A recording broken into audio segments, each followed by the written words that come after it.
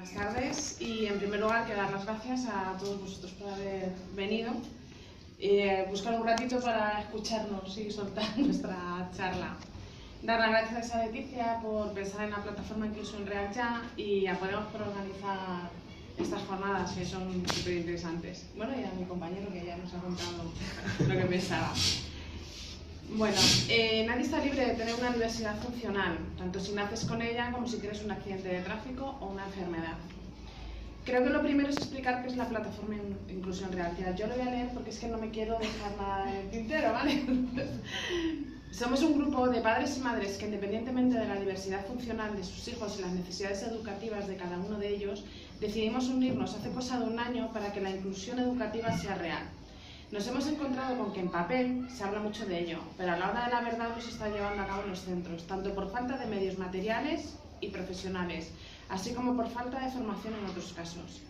Hay que hacer hincapié en que los padres no tenemos formación y que cuando nos hablan de tecnicismos nos perdemos, pero tenemos que aprender y lo hacemos, somos alumnos muy aventajados. Por eso vamos a decir rápidamente las siglas de los profesionales que trabajan con nuestros hijos, porque nosotros, bueno, PETE. Maestro especialista en pedagogía terapéutica. AL, maestro especialista en audición y lenguaje, logopeda. TIS, técnico en integración social. Trabaja en las aulas específicas con alumnado diagnosticado de autismo y que tiene plaza en las aulas. Pues no todos los diagnosticados de autismo tienen plaza. Técnico 3 son los profesionales que trabajan con los alumnos que tienen una dificultad motórica en los centros de referencia. Para saber lo que significa esto ya hemos tenido que estudiar, ¿eh? O sea que... Por otro lado, hay que diferenciar entre dos tipos de alumnos de necesidades educativas. Los ACNEAE, que son los alumnos con necesidad específica de apoyo educativo, y el ACNE, el alumno con necesidades educativas especiales.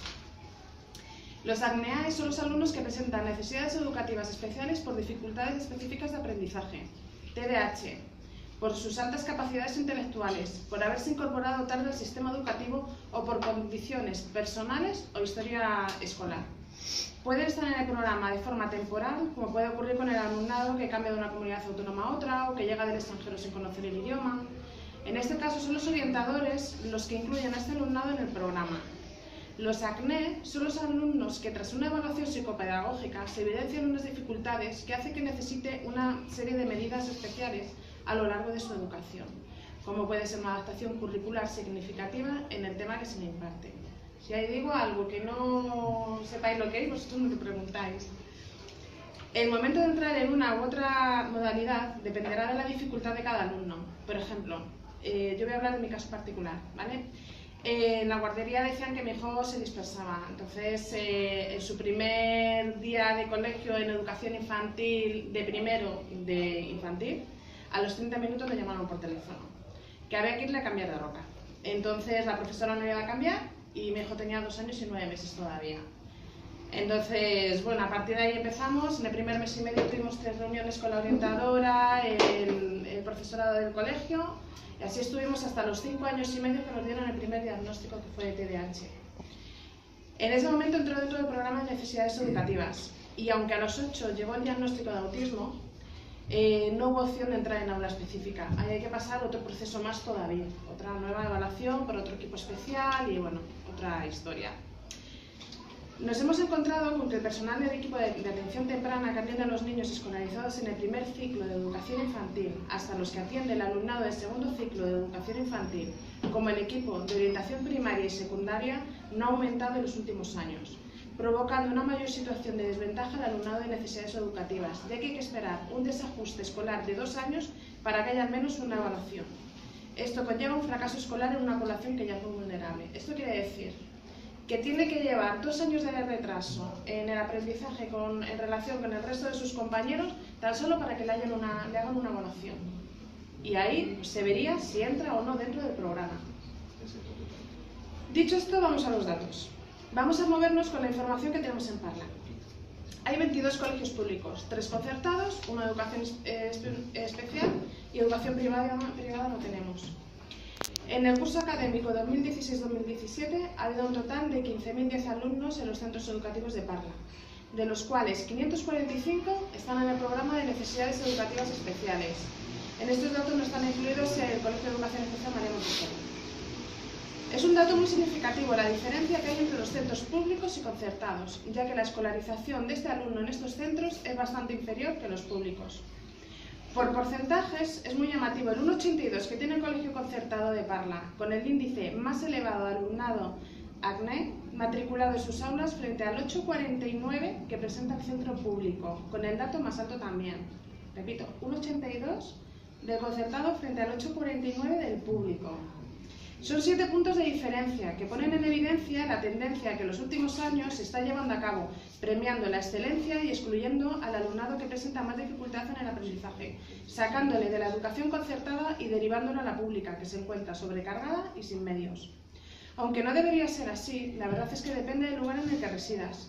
Tienes mejor calidad y medios educativos. No es lo mismo vivir en alguna localidad del norte de Madrid con rentas más altas que vivir en Parla, donde hay un porcentaje de riesgo de exclusión social y pobreza bastante más elevada. Aunque se dé a todos por igual, el reparto no es equitativo. Se debería dar más al que más lo necesita. Una familia de una población más favorecida económicamente puede pagar un material escolar o unas terapias después de la jornada escolar que en otras localidades donde el índice de desempleo es bastante elevado no pueden optar a comprar el material adecuado. Otro tema que preocupa significativamente son las necesidades materiales en el centro educativo, como puede ser la adaptación de las zonas comunes, con rampas en los centros para que todos puedan acceder a las zonas comunes, en el recreo, tablets para alumnado con dificultad motórica, tecnología como ordenadores con programas informáticos adaptados para el aprendizaje. Debemos tener en cuenta que hace unos años se hizo el traspaso de competencias a las comunidades autónomas, que sería otro debate a tener en cuenta, ya que nos encontramos con grandes diferencias entre unas y otras. Aunque se hizo el traspaso, hay obligaciones que tienen los ayuntamientos y se deberían implicar más en las cuestiones educativas. Sabemos que ha habido muchos problemas económicos a los que han tenido que enfrentar, pero nuestros hijos crecen es que sus ayudas no llegan. Los recortes económicos han hecho mucho daño en los presupuestos de los centros y esto ha llevado a una sobrecarga en los costes en la educación de unos padres, que ya tienen unas dificultades económicas importantes, ya que tienen que costear en la mayoría de los casos unas terapias que no se imparten en los colegios. Es cierto que hay unas becas que cubren parte de las terapias, exactamente la educación psicopedagógica y del lenguaje, pero no están incluidas en las de fisioterapeuta, psicomotricidad, integración sensorial, por ejemplo. Este curso ha habido una dificultad más a añadir a la tramitación de estas ayudas, ya que solo podían pedirle a los alumnos que tengan reconocida una discapacidad del 33% como mínimo, algo que ha sido muy injusto, ya que hay alumnado que no tiene reconocida la discapacidad, pero sí que está dentro del programa de necesidades educativas, como pueden ser altas capacidades o dislexia. Y luego aquí puntualizo que hay otro grupo de alumnos, que son alumnos con una discapacidad reconocida mínimo del 33%, que tienen que ir a terapias porque las necesitan extraescolares y no están dentro del programa de necesidades educativas, no pueden pedir becas. Está habiendo un problema de previsión. Por ejemplo, para el próximo curso académico hay 9 centros que van a tener alumnos con plaza en aula con alumnado diagnosticado en autismo, en Parla. Sin embargo, solo hay 2 institutos. Una vez estos chicos y chicas acaben la primaria, si no tienen disponible plaza en su localidad, tendrán que trasladarse a otra ciudad para continuar sus estudios de secundaria. Estamos hablando de niños de 12 años. Entonces, y además con bastantes dificultades sociales y de autonomía. Y entonces decir, venga, te tienes que ir a Leganés o Fuenlabrada. Parlar no está bien comunicada con Leganés, por ejemplo. Como esta diferencia se está haciendo cada vez más evidente, hace que sean unos chicos y chicas a los que el acoso escolar está afectando mayormente. Es muy difícil que un niño o una niña con diversidad funcional diga que está siendo acosado o acosada, maltratado, maltratada, o le están haciendo el vacío, ya que la mayor parte de las veces no se dan cuenta de esta agresión hasta que es demasiado tarde y las secuelas van a durar mucho tiempo.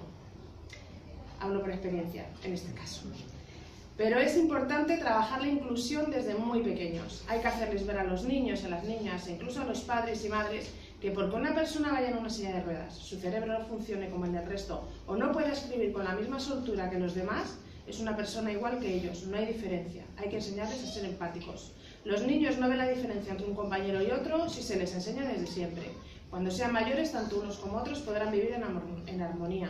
Podríamos debatir cómo deberían actuar los colegios ante un caso de acoso escolar, formas de sensibilizar, como la campaña de buscar valentes. Yo aquí os voy a hacer un apunte de una situación que nosotros vivimos con nuestro hijo. Él sufrió acoso escolar con 8 años. ¿Sigue? Y bueno, pues la solución del colegio fue cuando nosotros fuimos a, no digo denunciarlo, porque bueno, ahí tuvimos una discusión importante con ellos, sino ponerles en evidencia que habíamos tenido muchas incidencias, 18 incidentes en 3 meses. Pues su solución fue que mi hijo no se relacionara con los otros niños, con los niños acosadores, y poner una niña que era su compañera tutora. Vale, y el resto de niños que habían sido acosadores, medidas, algún tipo de terapia, porque ellos a lo mejor tendría que hacer algo porque ellos a lo mejor son agresores por alguna circunstancia. Y mi hijo era más sensible, pues no se hizo nada. Era un centro concertado. Pero bueno, hemos ido a uno público y la verdad es que bueno, pues aquí bien. Él ahora, después de más de 2 años, es cuando él empieza a hablar y a decir las cosas que le pasaron, pero no te lo dice. Le dice, en el otro colegio es que me trataron mal, o es que me llamaban tonto, o eso, pero han tenido que pasar más de 2 años. Como padres, exigimos que la educación de nuestros hijos esté cubierta siempre. Sin embargo, nos estamos encontrando con que nos ocurren las bajas o tardan bastantes días. Hablamos de niños que un cambio de rutina puede suponer un retroceso en su aprendizaje y las relaciones sociales con sus compañeros. No pedimos mucho, solo queremos que nuestros hijos e hijas participen de una manera totalmente inclusiva de su vida escolar, como el resto de sus compañeros y compañeras, y que su aprendizaje se corresponda con sus necesidades y capacidades, que tengan los mismos derechos que el resto de niños y niñas. Pero esto es algo que no nos inventamos nosotros, es algo que ya viene recogido en leyes tan importantes como la Convención sobre los Derechos de Personas con Discapacidad de la ONU, la Constitución Española de 1978, la Ley del Menor o los Derechos del Niño. A pesar de que muchos de nuestros hijos e hijas están en el programa de necesidades educativas del cole y reciben apoyos de sus PT y AL, estos apoyos son insuficientes, por lo que no conseguimos la inclusión real de nuestros hijos en sus colegios.